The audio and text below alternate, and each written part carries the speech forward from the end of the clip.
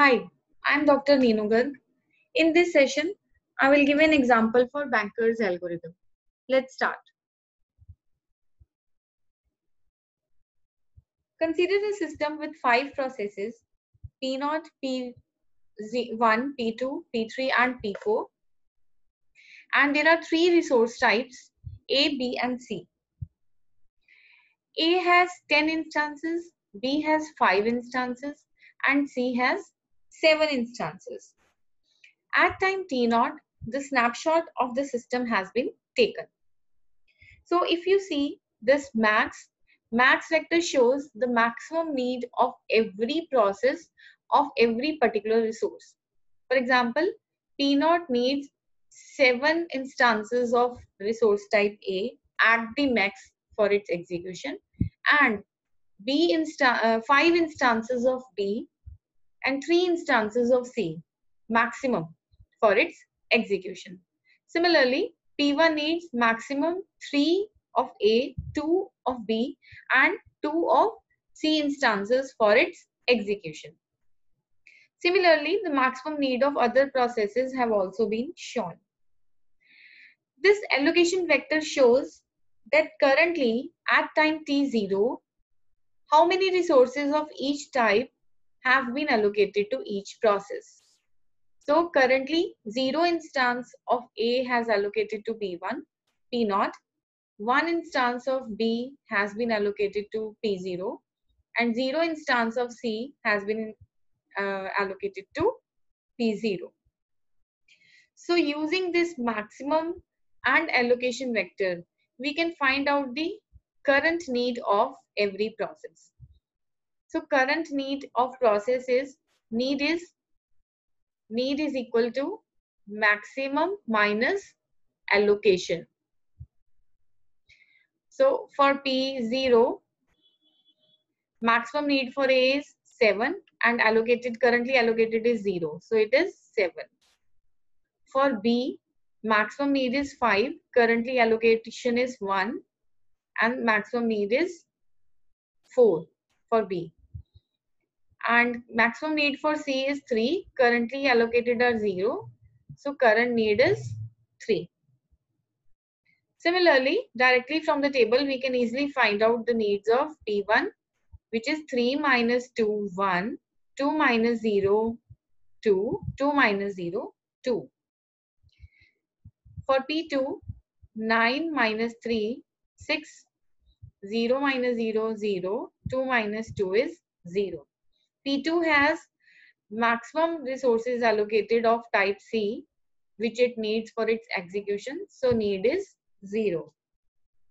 For P3, it is 2 minus 2, 0, 2 minus 1, 1, 2 minus 1, 1. For P4, 4 minus 0, 4, 3 minus 0, 3, and 3 minus 2, 1. So this is how we can calculate need of every process.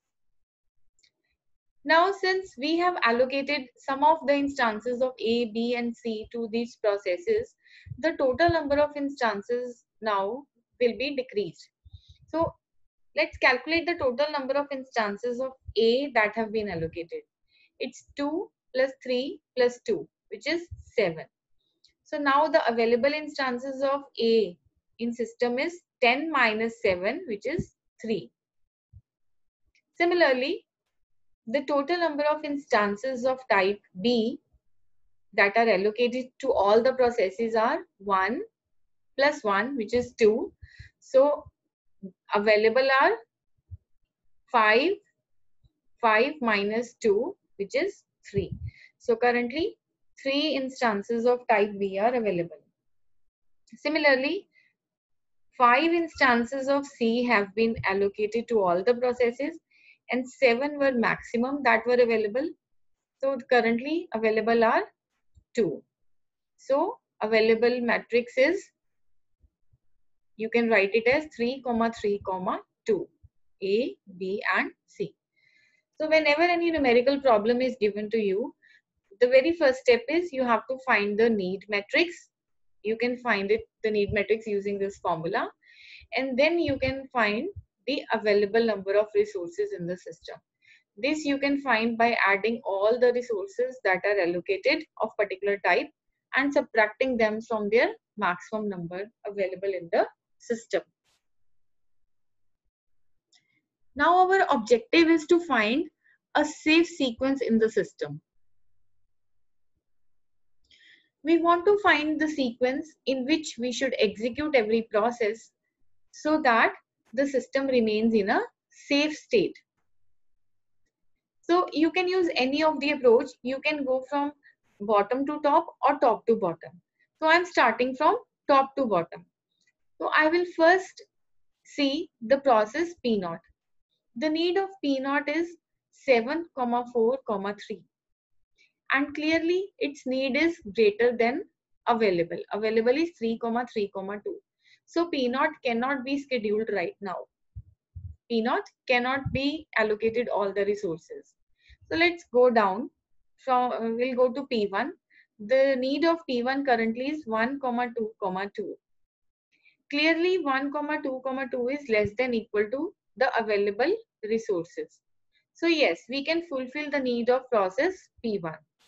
So process P1 will start executing and it will get all the resources that it needs. Now we have fulfilled the need of P1. It means P1 has maximum number of resources that it needs for its execution. Once a process got all the resources that it needs for execution, it terminates. It releases all the resources that have been currently allocated. So the available resources will now become 3, 3, 2 plus the allocated resources 2, 0, 0. So number of available becomes 5, 3, 2. I'm repeating again. Once you are able to fulfill the need of a process, available resources become available plus the resources that were currently allocated to the process, because P1 is now able to complete its execution. Okay. So now this is the available resources and P1 is done. Let's come to P2. Need of P2 is 6, 0, 0. And as you can see, it is greater than 5, 3, 2. P2 needs 6 instances of A and we have just 5 instances of A in the system. So this request cannot be fulfilled right now. So P2 must wait. Let's come to P3. P3 needs 0, 1, 1, which is clearly less than equal to 5, 3, 2. We can fulfill P3's request. So P3 will get all the resources 0, 1, 1 that it needs and it will complete its execution and it will release all the resources that it is currently having. So the number of available resources become 5, 3, 2 plus 2, 1, 1, which is 7, 4, 3. Now the number of available resources is 7, 4, 3. And the safe sequence is after P1, P3. Now let's come to P4. P4 need is 4, 3, 1. Yes, it is less than equal to 7, 4, 3. So P4 can finish its execution and it will release the resources that are allocated to it, which are 0, 0, 2. So adding 0, 0, 2 to the available resources, the number of available become 7, 4, 5. Okay. So after P3, P4 executes. Now there are two ways. You can either again start from top, or you can, once you have arrived at the bottom of the list, you can start scanning the list like this. It is your choice how you want to implement the algorithm. So I'm again starting from the top. Now again I will see the need of P1, P0. P0 need is 7, 4, 3, which is now less than equal to 7, 4, 5. Initially, I was not able to fulfill the request, but now I am able to fulfill the request of P0. So P0 now will execute and it will release all the resources that it has. So available now becomes 7, 4, 5 plus 0, 1, 0, which is 7, 5. So now P0 executes. There is just one process which is left, P2. Now P2's need is 6,0,0, which is now also less than equal to the current available resources. System is able to fulfill its need. So P2 will execute now. It get all the resources, so it will release the resources that it is holding. We will get total number of available resources now are 10, 5 and 7. So this 10, 5 and 7 is actually, if you go back to previous slide, you will see that total available instances of A in the system was 10 and of B were 5 and of C were 7. And the safe sequence is P1, P3, then P4, P0 and P2. So if you allocate the resources to the processes in this sequence, the system will remain in safe state. So this was the objective of this problem. I hope you understand this Banker's algorithm. Thank you.